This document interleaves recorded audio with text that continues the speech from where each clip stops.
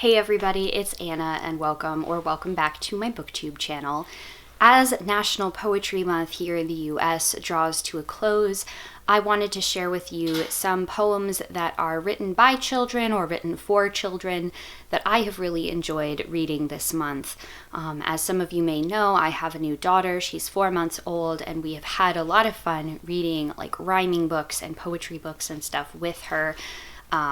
And some of these books, or some of these poems, are poems that I have read with her. Some of them are ones that have stuck with me for a really long time, a number of years. So let's go ahead and get started. First, I'd like to read to you from this book, Reflections of a Peacemaker by Maddie J.T. Stepanek. Maddie is a poet that I have been reading since I was a child. He had a very rare form of muscular dystrophy, and unfortunately he died because of this disease when he was almost 14 years old. Maddie and I had emailed at one point because his poetry really inspired me to write a lot of my own. A lot of his poetry deals with topics like death, disability, the grief of losing his siblings to the same neuromuscular disease that he had, but also playfulness, joy, and in his own words, remembering to play after every storm. This is Duties as Designed. The job of the poet is to give birth to the words that give breath to expressions of the essence of life. The job of the poet is to leave stains of the storms, yet echo laughter of the light that is seen from the soul. The job of the poet is to weave ashes of yesterthoughts into silhouettes that rise gently on the horizon of dawning hope. The job of the poet is to create and to capture and to spirit and to script the pulse of life. Morning Shoes. Listen carefully to the people when they are walking to work, or to school, or to play, or even to wherever, and the shoes can tell you what kind of breakfast cereal their people eat. The ladies hurrying in pointy high heels eat cocoa poppin', cocoa poppin'. The men with boots and heavy steps eat crunchabooma, crunchabooma, crunchabooma, crunchabooma. The teenagers who forget to tie their sneakers eat sugar chewy munchy boomy, sugar chewy munchy boomy. The children in sandals and Velcro shoes eat twinkle crinkle marshmallow sprinkle, twinkle crinkle marshmallow sprinkle. And the old man in his bedroom slippers at the bus stop eats snap crackle rustle pop, snap crackle rustle pop. But the babies in their strollers with little soft shoes that have no dirt marks on the bottoms of them don't make any noise at all. That's because they eat oatmeal and listen to hear what the grown-ups eat, so they know what to ask for when they get older.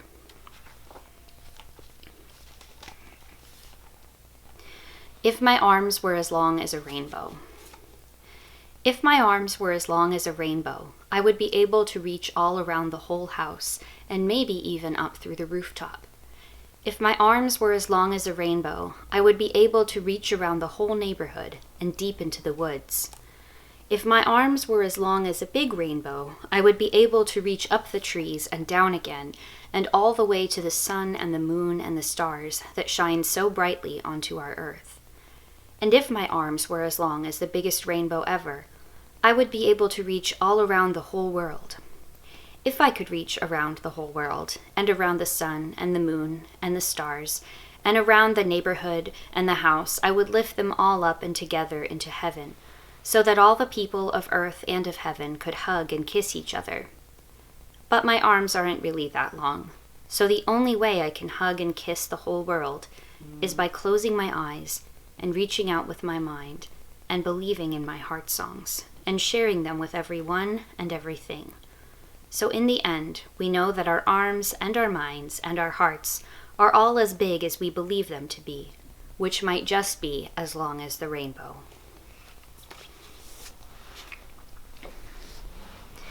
This next poem is the titular poem from I Never Saw Another Butterfly, Children's Drawings and Poems from Terezin Concentration Camp, 1942 to 1944. This is edited by Hanna Volov-Koval and the United States Holocaust Memorial Museum. This was written in 1942 by a child called Pavel Friedman. The Butterfly.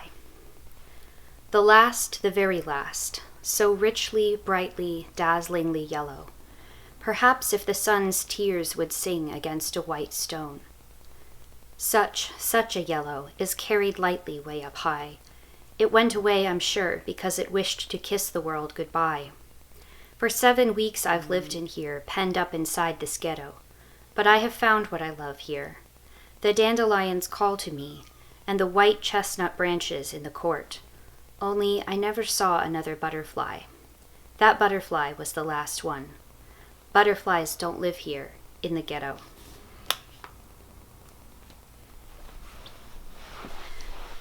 This next book is one I've been enjoying dipping in and out of with my daughter. It's the Random House Book of Poetry for Children, a treasury of 572 poems for today's child, selected by Jack Perletsky and illustrated by Arnold Lobel. This is The Reason I Like Chocolate by Nikki Giovanni. The reason I like chocolate is I can lick my fingers and nobody tells me I'm not polite. I especially like scary movies, 'cause I can snuggle with mommy or my big sister and they don't laugh. I like to cry sometimes, 'cause everybody says, "What's the matter? Don't cry." And I like books for all those reasons, but mostly 'cause they just make me happy, and I really like to be happy.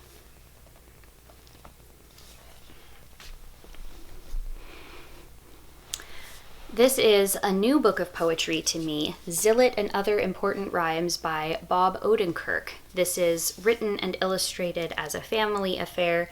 Aaron Odenkirk does the illustrations. This poem is called Lollygagging. There's not enough lollygagging going on around here, and daydreams are in short supply. The whole week is jammed with to-dos and to-don'ts. No one's gazing at clouds in the sky. There's so much nonsense to accomplish, I simply can't do it all alone. I'll think stray thoughts and you mutter drivel. You walk in circles and I'll tunelessly whistle. We'll bandy about the most pointless of piffle and cram this day full of jabber and gibble. We'll aim to aim aimlessly and traipse about spaciously and fart around graciously and fritter tenaciously. Let's not focus nor work on what's necessary or needed. Let's get down to beeswax and get our lollygagging completed. This last poem is one that I wrote myself.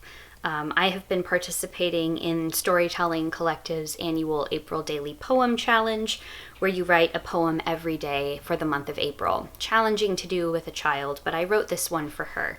It's called The Closing of the Canopy. And in nature, the closing of the canopy refers to the period right on the cusp of spring and summer where the tree's leaves have finally grown large enough that it closes over and connects to the other trees. You sprawl across my lap where once you curled, a frosty winter night-born baby girl, now lengthened like a rosy bough of cherry, with cheeks so quick to beam and giggle merry. In no time you outgrew your fleecy clothes, at least 2 size of hats. Your curling toes no longer fill your socks in miniature. I ordered extra pairs just to be sure. Your curling fingers twine around like vines the tree trunk of my hand, and all my rhymes cannot with perfect meter tell the tale in full my love for you. Let me prevail upon my daughter, you, beneath the trees, adorn the closing of their canopies. As always, thank you all so very much for watching, and I will see you in the next one.